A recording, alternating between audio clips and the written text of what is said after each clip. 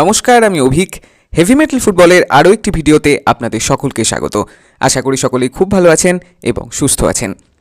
তো অ্যাওয়ে ম্যাচে গতদিন পাঞ্জাবের বিরুদ্ধে অনবদ্য পারফরমেন্স মেলে ধরার পর আগামীকাল ঘরের মাঠেই হায়দ্রাবাদ এফসির চ্যালেঞ্জ সামলাতে প্রস্তুত লাল হলুদ যোদ্ধারা। উল্লেখ্য, গতদিনের জয়ের পর লিগ তালিকায় দুধাপ উন্নতি করলেও বর্তমান সিচুয়েশনে প্রথম ছয়ের আশা যে বেশ খানিকটাই জটিল, সে কথা না বললেই নয়। তা সত্ত্বেও শেষ তিনটি ম্যাচে জয়ের ধারা বজায় রাখাই লাল হলুদ শিবিরের বর্তমানে প্রধান লক্ষ্য এবং এই পর্বে চ্যালেঞ্জ লিগ অথবা আসন্ন সুপার কাপের প্রাথমিক কিছু মহড়াও সেরে রাখতে চাইছেন ইস্ট বেঙ্গল থিঙ্ক ট্যাঙ্ক। অপরদিকে গত ম্যাচে মুম্বাইকে রুখে দিয়ে হায়দ্রাবাদের ফুটবলাররাও যথেষ্টই বর্তমানে আত্মবিশ্বাসী এবং সেই সূত্রে এদিন তুল্যমূল্য প্রতিদ্বন্দ্বিতারই সামনে পড়তে হতে পারে মহেশ অথবা মেসি বাউলিদের, এমন সম্ভাবনাই প্রবল। অন্যদিকে ক্লেইটন সিলভা চোটের কবলে পড়ার পর প্রায় মাসখানেক সময় কেটে গেলেও তার পরিবর্তন নিয়ে এখনও কোনো সিদ্ধান্ত নিলেন না ইমামি ইস্ট বেঙ্গল রিক্রুটাররা। সব মিলিয়ে ঘরের মাঠেই আগামীকাল হায়দ্রাবাদের বিরুদ্ধে মাঠে নামার আগেই অস্কার ব্রিগেডের সমস্ত খুঁটিনাটি আপডেটস, ইনসাইটস এবং ম্যাচ প্রিভিউ সংক্রান্ত অ্যানালিসিস ছাড়াও বিদেশি পরিবর্তন নিয়ে আদৌ কোনো অগ্রগতি লাল হলুদ শিবিরে হচ্ছে কিনা, মূলত সেই আলোচনা নিয়ে শুরু করতে চলেছি আজকের এই নতুন এপিসোড। তবে ডিটেল নিউজে যাওয়ার আগে যদি চ্যানেলে প্রথমবারের জন্য এসে থাকো, অবশ্যই রেগুলার আপডেটস পাওয়ার জন্য চ্যানেলটাকে সাবস্ক্রাইব করে বেল বাটনটা অন করে দিও, আর ভিডিওটা ভালো লাগলে লাইক ও শেয়ার করতে ভুলো না। তো অ্যাওয়ে ম্যাচে গতদিন দুর্দান্ত জয়ের পর ঘরের মাঠেই এবার হায়দ্রাবাদ এফসির মোকাবিলা করতেই প্রস্তুত লাল হলুদ যোদ্ধারা।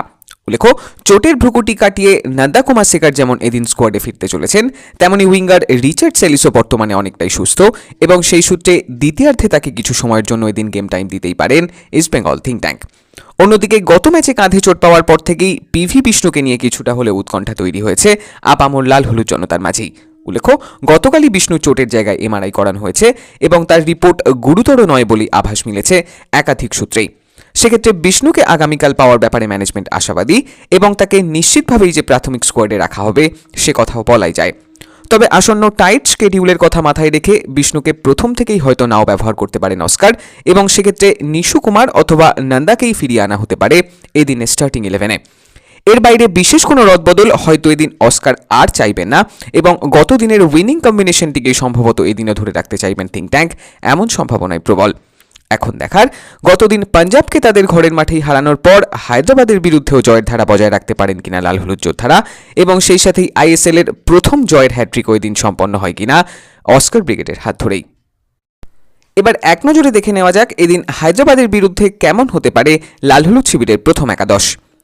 তো গতদিন যেভাবে কার্যত পুরো ম্যাচটিকেই কন্ট্রোল করেছিলেন লাল হলুদ যোদ্ধারা, তার নিশ্চিতভাবেই স্বস্তি দেবে প্রশিক্ষক অস্কার ব্রুজকে এবং এফসির আগেই দলের কম্বিনেশন আরও বাড়িয়ে নেওয়াই এখন প্রধান লক্ষ্য ইস্ট বেঙ্গল ম্যানেজমেন্টের।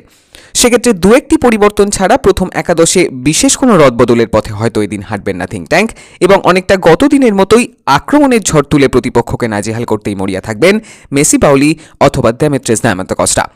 সেক্ষেত্রে গোলপোস্টের নিচে নির্ভরযোগ্য প্রভসুখান সিং গিলের সাথেই সেন্টার ব্যাক জুটিতে প্রথম থেকেই এদিন ব্যবহার করা হতে পারে আনোয়ার এবং লাল চুনুঙ্গাকেই। সেই সাথেই লেফট ব্যাকে নিশু কুমার এবং রাইট ব্যাকে মোহাম্মদ রাকিবকেই এদিন অস্কার ব্যবহার করতে পারেন হায়দ্রাবাদের বিরুদ্ধে প্রথম একাদশে। অন্যদিকে মিডফিল্ডের সংগঠনে এদিনও সাউল এবং সৌভিকদার জুটির সাথেই রাইট চ্যানেলে নাওরেম মহেশ এবং লেফট চ্যানেলে পিভি বিষ্ণুকেই ব্যবহার করা হতে পারে অস্কারের 4-4-2 ফরমেশনে। তবে অগত্যাই যদি বিষ্ণু মাঠে নামতে না পারেন, সেক্ষেত্রে নিশু কুমার অথবা নন্দাকেই প্রথম একাদশে আনা হতে পারে এবং দ্বিতীয়ার্ধে রিচার্ড সেলিসকেও কিছু সময়ের জন্য লেফট উইংয়ে ব্যবহার করতেই পারবেন ইস্ট বেঙ্গল থিঙ্ক ট্যাঙ্ক। সেই সাথে একেবারে আফ্রান্টে মেসি বাউলি এবং দেমিত্রিস দায়ামান্তকসের জুটি এদিনও লাল হলুদ শিবিরের প্রধান হাতিয়ার এবং গোল্লাভের আশায় এদিনও যে এই দুই অভিজ্ঞ বিদেশির দিকেই তাকিয়ে থাকবেন আপামর লাল হলুদ জনতা, সে কথা না বললেই নয়। প্রসঙ্গত, এদিনের দলটিকে অনেকটা 4-4-2 ফরমেশনেই সাজানো হলেও প্রয়োজন পড়লে 4-3-3 অথবা 3-5-2 ফরমেশনেও নিজেদেরকে শিফট করতেই পারবেন রেড অ্যান্ড গোল্ড ওয়ারিয়াররা। সেক্ষেত্রে প্রয়োজন অনুযায়ী ডেভিড লালহানসাঙ্গা, সিকে আমান, রিচার্ড সেলিস, মার্ক জো অথবা প্রভাত লাকড়াদের মতন খেলোয়াড়দেরকেও ব্যবহারের সুযোগ রয়েছে লাল হলুদ শিবিরের হাতে। এখন দেখার, ঘরের মাঠে এদিন হায়দ্রাবাদের বিরুদ্ধে কেমন পারফরমেন্স মেলে ধরেন অস্কার ব্রুজর ছাত্ররা। অন্যদিকে ক্লেইটন সিলভা চোটের কবলে পড়ার পর প্রায় এক মাস সময় কেটে গেলেও বিদেশি পরিবর্তন প্রসঙ্গে কোনো সিদ্ধান্তই নিতে পারলেন না ইমামি ইস্ট বেঙ্গল ম্যানেজমেন্ট। সেক্ষেত্রে এফসি টুর্নামেন্টে কার্যত 5 বিদেশিকে নিয়েই মাঠে নামতে হবে অস্কার ব্রিগেডকে এবং এক্ষেত্রে হেক্টর ইউসতে ছাড়া রক্ষণভাগে আর কোনো বিদেশি ফুটবলারই থাকবে না আরকাতাগের বিরুদ্ধে গুরুত্বপূর্ণ ক্ল্যাশের আগেই। এ নিয়ে আপাতত যে আপডেট, তাতে গতকাল থেকে ক্লেটন রিহ্যাব শুরু করেছেন এবং টিম ডক্টররা মরিয়া চেষ্টাই চালাচ্ছেন ব্রাজিলিয়ান এই ফুটবলারকে সুস্থ করার। অর্থাৎ নতুন করে বিদেশি বদলের আর কোনো সম্ভাবনাই কার্যত এই মরশুমে আর নেই এবং সেক্ষেত্রে আপাতত 4 অথবা 5 বিদেশিকে নিয়ে পরবর্তী পরিকল্পনা সাজাতে হতে পারে প্রশিক্ষক অস্কার ব্রুজকে। এখন দেখার সীমিত শক্তি নিয়েই আগামী দিনে এএফসি চ্যালেঞ্জ লিগ অথবা সুপার কাপে কোন দিকে মোড় নেয় লাল হলুদ বাহিনীর এই মরশুমের অভিযান। আজকের ভিডিওটি এই অবধি। ইন্ডিয়ান ফুটবল এবং ইস্ট বেঙ্গল রিলেটেড এমনই সব আপডেট এবং অ্যানালিসিস নিয়ে আবারও কথা হবে নতুন একটা ভিডিওতে। ততক্ষণে রেগুলার আপডেটস পাওয়ার জন্য চ্যানেলটাকে সাবস্ক্রাইব করে দিও, আর ভিডিওটা ভালো লাগলে লাইক ও শেয়ার করতে ভুলো না।